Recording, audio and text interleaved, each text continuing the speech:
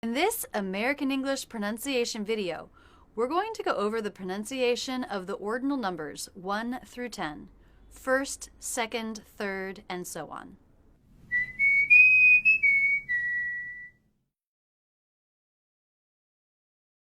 I've made a series of videos on how to pronounce cardinal numbers 1, 2, 3. In this video, we'll go over ordinal numbers. First.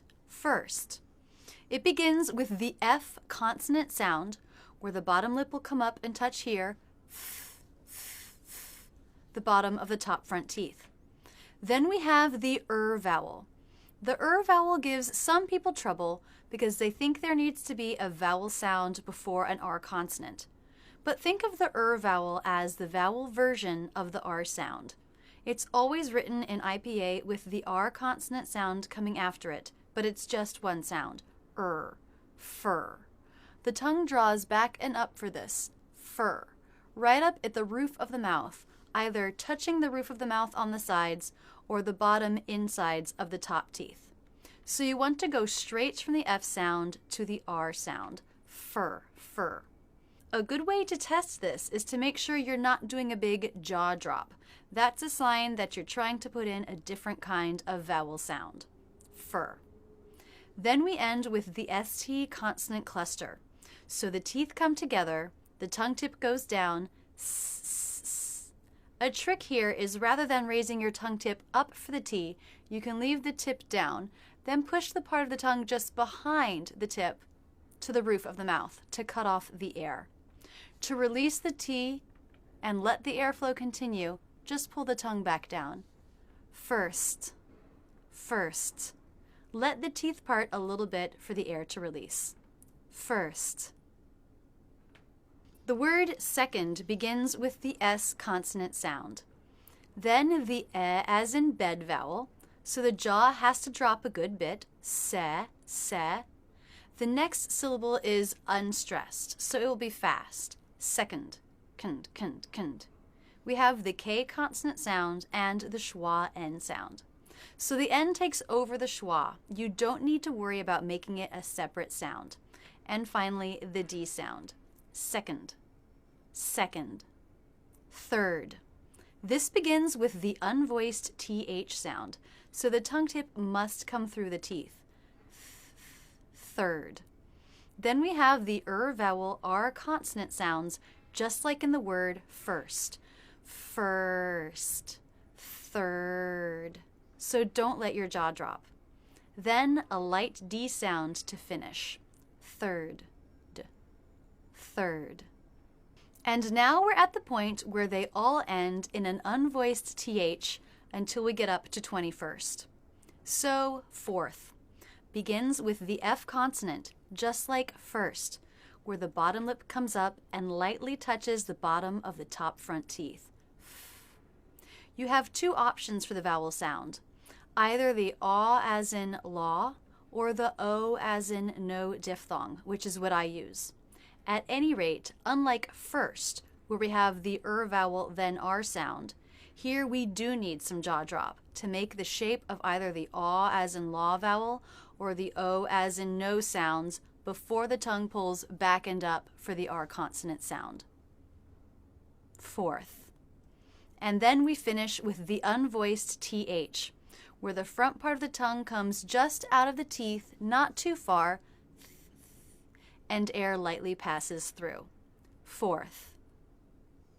Fifth. We've got a lot of unvoiced consonants in this one. We again start with the F consonant. Then the I as in sit vowel, where we have a little bit of jaw drop. Fi. And the tongue tip stays down while the front part of the tongue stretches up and forward towards the front part of the roof of the mouth. Fi. Then we have the F and unvoiced TH sounds. Fifth. This can be a little tricky. First, you need to bring the bottom lip up to the top teeth. Then, while you continue to let air out, you drop the lip and let the tip of the tongue through the teeth.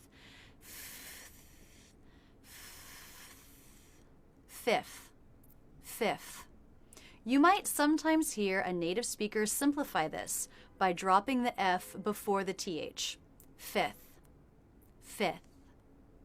Sixth, again a lot of unvoiced consonants.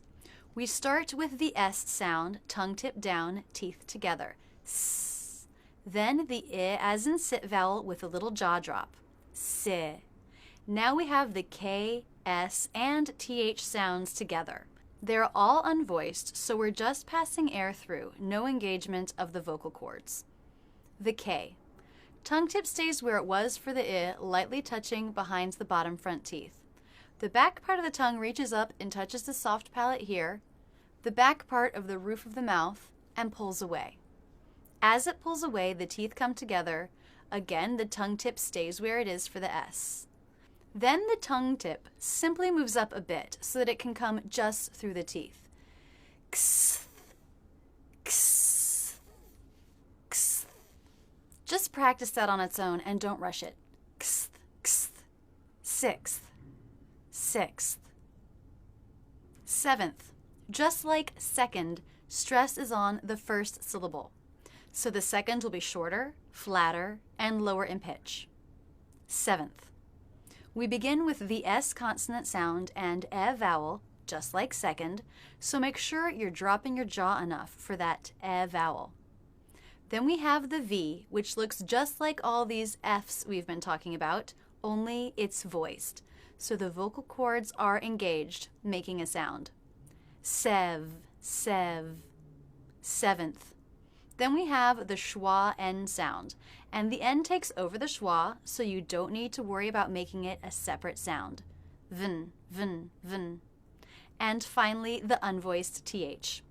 Usually the tongue tip lifts to the roof of the mouth for the N, but a shortcut. You can actually bring the tip of the tongue just through the teeth and press the part just behind it to the roof of the mouth for the N, so not the tip. That way your tongue doesn't really need to change positions between these two sounds. Seventh, seventh. Eighth. This one's pretty simple. The A diphthong and the unvoiced TH. Eighth. The biggest mistake my students make with the A diphthong is that they don't drop their jaw enough for the first sound. And of course, the unvoiced TH where the tongue tip comes through the teeth. Eighth. Eighth.